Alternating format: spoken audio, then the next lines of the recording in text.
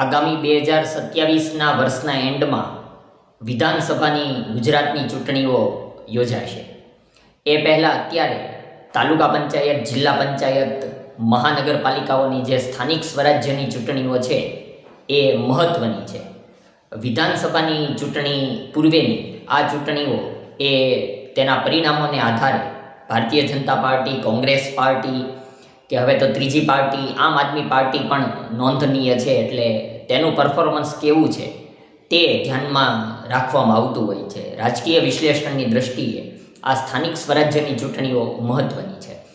ભાવનગર જિલ્લા પંચાયતની ચૂંટણીઓની વાત કરીએ તો તેમાં 40 બેઠકો છે। અલંગ, બગદાણા, ભાદરોડ, વરતેજ, ત્રાપજ, ચોગઠ, આ જે 40 બેઠકો છે તેમાં સૌથી વધુ નજર એ કઈ બેઠક ઉપર છે તેનો એક અમે સર્વે સોશિયલ મીડિયા પ્લેટફોર્મ ઉપર રજૂ કર્યો હતો। તો ત્યાં એવો જવાબ આપવામાં આવ્યો, જવાબ લોકો તરફથી પ્રતિસાદ મળ્યો, વરતેજ બેઠક એ સૌથી વધુ રસપ્રદ બેઠક છે અને તેમાં સૌથી વધુ લોકોની નજર છે। એવું શું કામ? તેના ઘણા બધા કારણો છે। ભારતીય જનતા પાર્ટી અને કોંગ્રેસ પાર્ટી ત્યાં સીધી બંને પાર્ટીઓની ટક્કર છે અને બંને પાર્ટીના જે ઉમેદવારો છે, જે સ્પર્ધકો છે, એ બંને ઉમેદવારો એ બળુકા માનવામાં આવે છે। આમ પણ વરતેજ ગામ એ ભાવનગર જિલ્લાનું એ પ્રભાવશાળી ગામ, જેવી રીતે ઉખરલા હોય કે ત્રાપજ હોય એ રીતે માનવામાં આવે છે।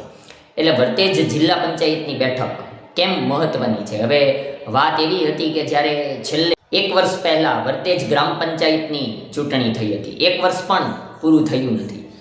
એ ગ્રામ પંચાયતની સરપંચની ચૂંટણી એટલી બધી રસપ્રદ રહી હતી કે મોડી રાત સુધી રીકાઉન્ટિંગ માગવામાં આવ્યું।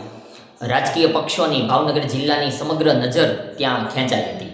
એ સમયે ગ્રામ પંચાયતના જે સરપંચના ઉમેદવારો તે જયરાજસિંહ ગોહિલ અને સુરેન્દ્રસિંહ ગોહિલ કાનભા એ ચૂંટણી લડ્યા હતા। હાલમાં જિલ્લા પંચાયત બેઠક ઉપર, વરતેજની જિલ્લા પંચાયત બેઠક ઉપર કોંગ્રેસના ઉમેદવાર બળદેવભાઈ સોલંકી છે।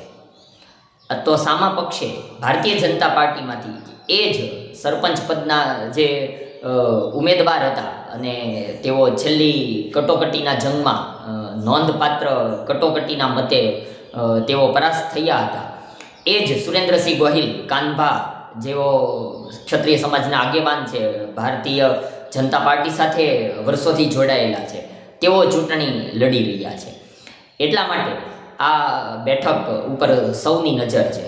એ સમયે સરપંચ પદની ચૂંટણીમાં તો જયરાજસિંહ ગોહિલ ચૂંટણી જીત્યા હતા, પણ સુરેન્દ્રસિંહ ગોહિલ કાનભાઈએ છેક છેલ્લી ઘડી સુધી જીતવા માટે ટક્કર આપી હતી। બળદેવભાઈ સોલંકી અત્યારે જેઓ કોંગ્રેસમાંથી ચૂંટણી લડી રહ્યા છે, તેઓ છેલ્લે જિલ્લા પંચાયતના વિરોધ પક્ષના નેતા રહી ચૂક્યા છે, એટલે કોંગ્રેસ પક્ષના મજબૂત ઉમેદવાર છે। ઉપરાંત છેલ્લી વિધાનસભા ચૂંટણીમાં તેઓ કોળી સમાજનું પ્રતિનિધિત્વ કરે છે।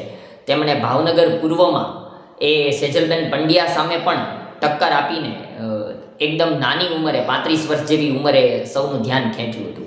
એ બળદેવભાઈ સોલંકી અત્યારે કોંગ્રેસમાંથી આ વરતેજ બેઠકમાં જિલ્લા પંચાયતની ચૂંટણી લડી રહ્યા છે। સામા પક્ષે આપણે વાત કરી તેમ સુરેન્દ્રસિંહ ગોહિલ કાનભા પણ એ મજબૂત ઉમેદવાર છે।